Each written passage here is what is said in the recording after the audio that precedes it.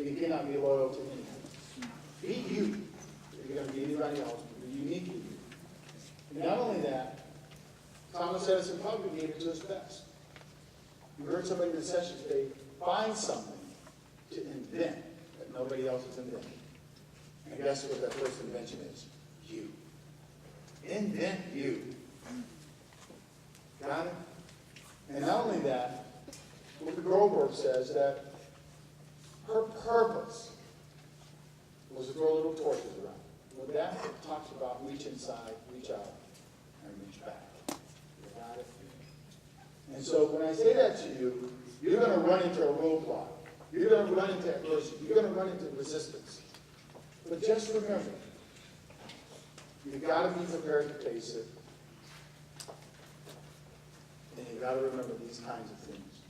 And in doing so, the last one is, the bend in the road is not the end of the road unless you refuse to do what? Don't be afraid to take the turn. So with that in mind, reach inside.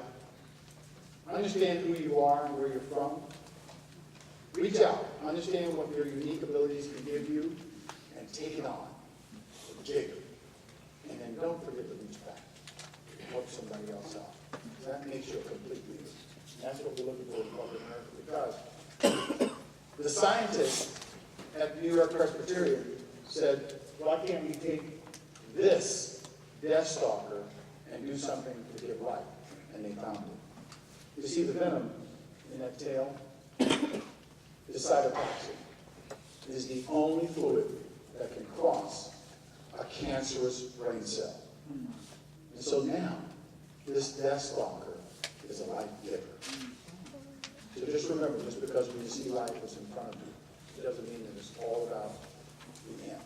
When you have a challenge, when you have a situation, it can also be transformative into success. And I thank you.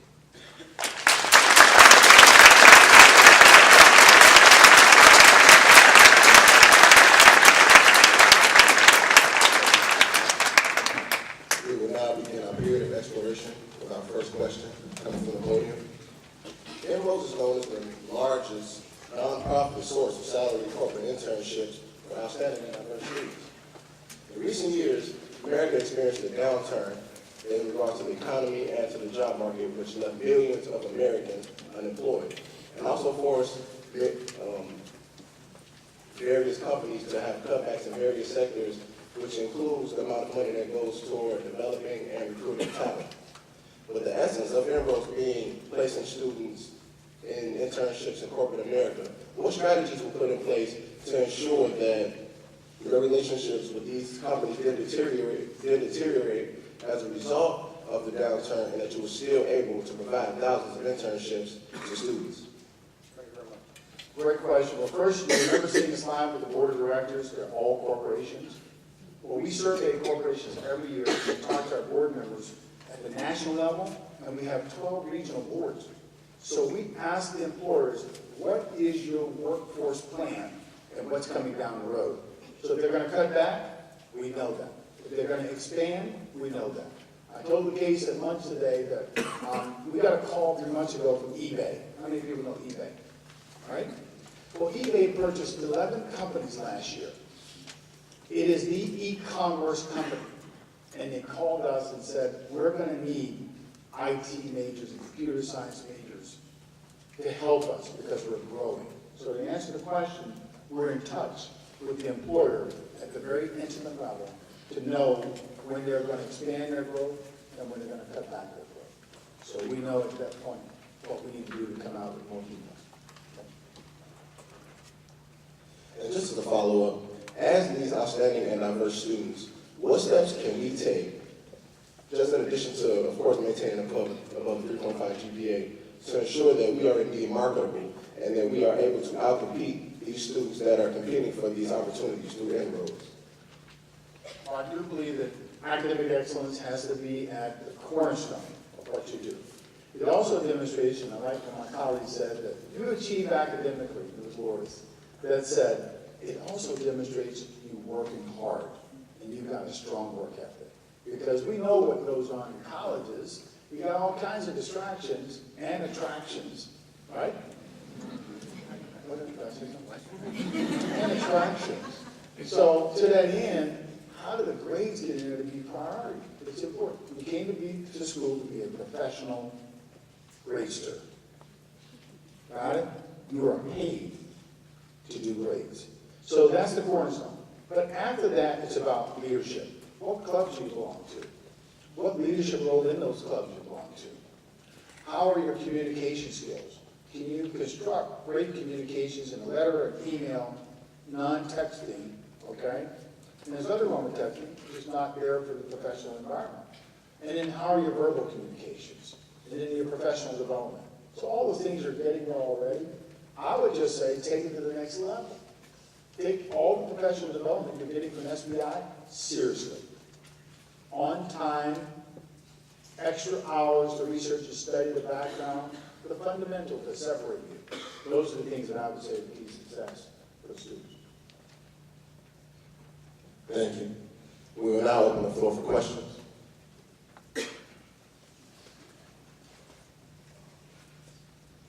On the aisle here, hand raised.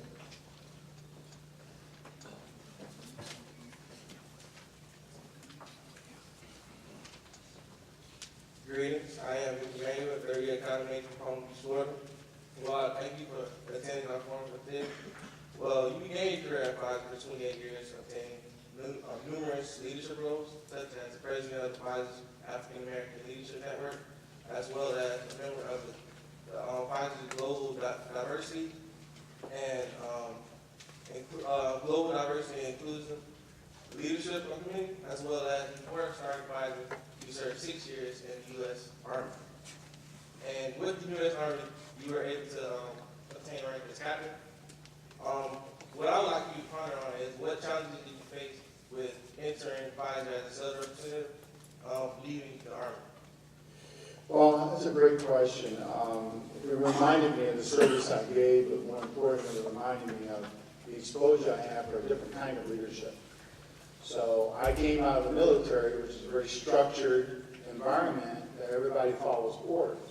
Well, the first transformation I had to make coming into corporate America was that you work as a team, but you also work in an environment where people were equal at your same level. So you had to kind of melt down that military structure, saluting on different conversations and different projects, to be able to say, how do people work together as a team that have no rank and no authority over individuals? That was the first adjustment I had to really make. And once I made that adjustment, working in a team environment, corporate America, they call it a matrix environment, where nobody's the boss of anybody else, you're working on a team. So that was one transformation challenge I had. The second one was truly about requiring everybody to work at standards that I had. In the military, I was up at 4:30 in the morning, exercise done more by 9 a.m. than most of my colleagues in the private sector. Well, I got the private sector, I'm probably the only one in the building, turn the lights on in the morning and turn the lights off at night. And I got to saying, well, wait a minute, I can't expect that out of everybody here, because it's a different working style in corporate America. But I didn't deny myself of that work ethic, I just had different expectations. So I had to adjust to what the environment is. Now I'm in a nonprofit organization where I bring my military and my business imperative, and in nonprofits, they're volunteers. They don't get paid in certain situations that we do. And so you have to respect people and what they bring to the table. That adjustment I made early on, and that helped in my success. Thank you. You're welcome. Question right here? How's everybody doing? Everybody okay? Great. Still waiting for the punchline? It's not there yet, so you thought it was over. Oh, you did. Wake up. Greetings, I am Michael Bradsfield, a second-year business administration student from Marietta, Georgia. Yes. And INROADS started off with 25 students and 17 companies. Yeah. And now they've grown to almost 1,700 students and 200 companies, over 200 companies.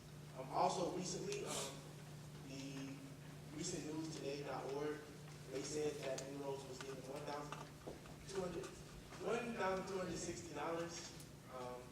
and also they received a $40,000 grant from UPS and FedEx.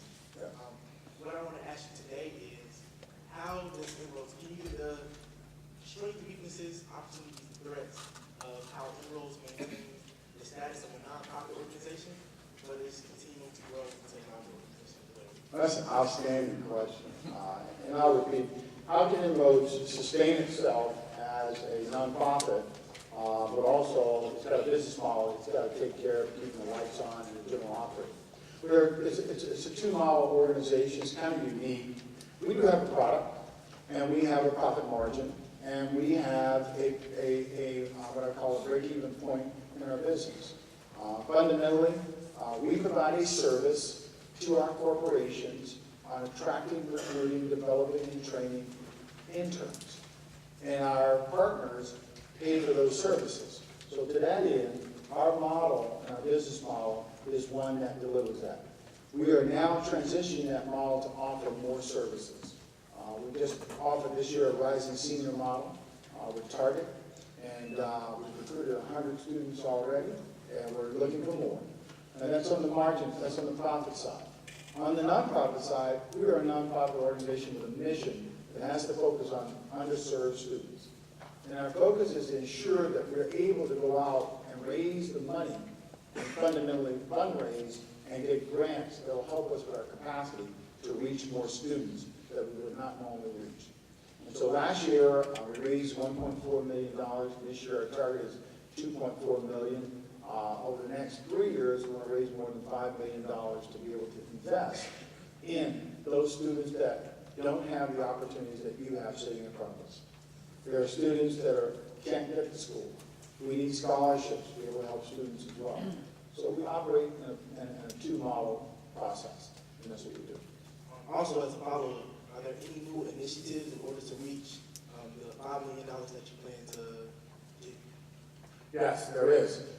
We just did, we have a leadership campaign where we're raising $3 million, and that campaign is digital.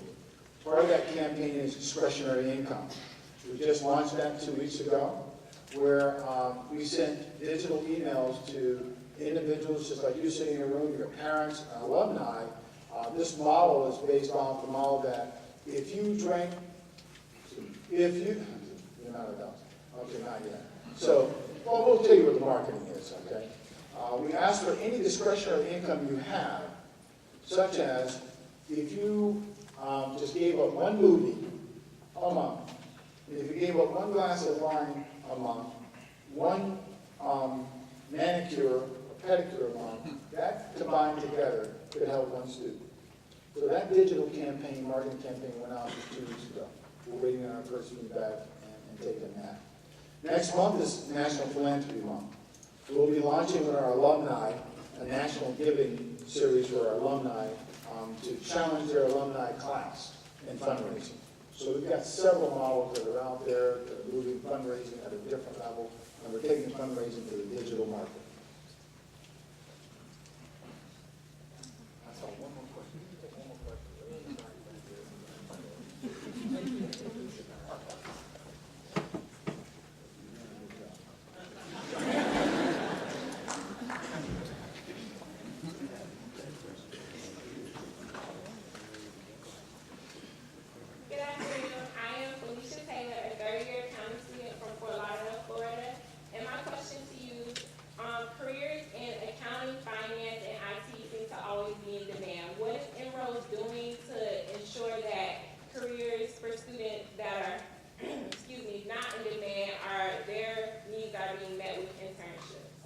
Well, that's a great question.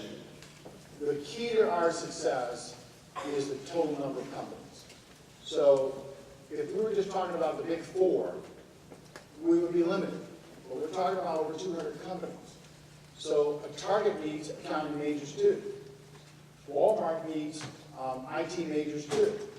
UPS, the total number of majors they need is outpaced by IT alone. Truck drivers. So because we're able to go to more employers, we'll know what those needs are and help out those majors that don't seem to be in demand. It's just that you're not hearing about them. And we hear about those majors all the time because we talk to so many companies, and we're just not limited to the 5 or 10 companies that may visit your campus. Our arm length of companies are so huge that we're going to hear about your major somewhere at some point. And we're able to nationally match you somewhere else if it's not this state or your hometown. Thank you so much. You're welcome. If I could just thank you very much. Let's give a hand for those who asked questions.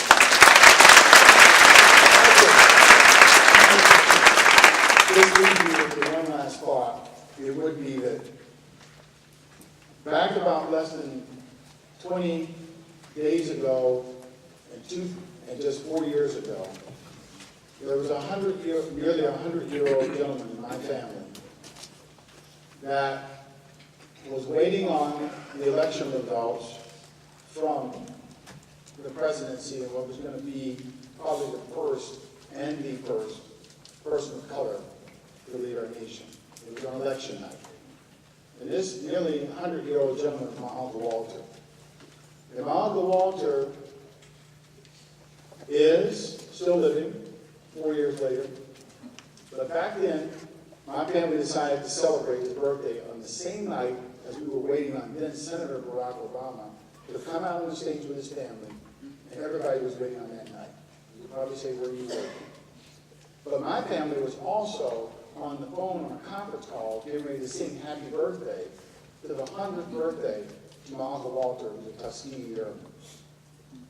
And you could hear the conversation going when my great aunt said, "Walter, come to the phone."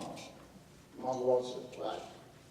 She says, "Walter, come get the phone. Somebody wants to speak to you." Now, it's supposed to be a surprise. And my uncle's going, "Woman, I don't have time to pick up the phone." She goes, "Walter, pick up the phone because somebody wants to talk to you." Now, all of us are waiting, and all of a sudden we're going, wow, he may not get on the phone, we can't sing happy birthday, and we're going to have a new president, the first African-American president in the country. Wow, this would not go well. And so my aunt says one more time, "Walter, come get the phone." My uncle says, "Woman, you know I got to get up early in the morning. I don't have time to be on the phone." He's not coming to the phone. We can't sing happy birthday. And she says, "Walter, why do you have to get up so early in the morning? You're almost 100 years old, and you can't drive anywhere. They took your driver's license, so what are you going to get up?" And he says, "Mommy, you know I got to get up early in the morning. I got to go to Home Depot." And she says, "Home Depot? Walter, what you got to do to go to Home Depot?" And he says, "I got to go to Home Depot to get another ladder to bring up another Barack Obama." I thank you.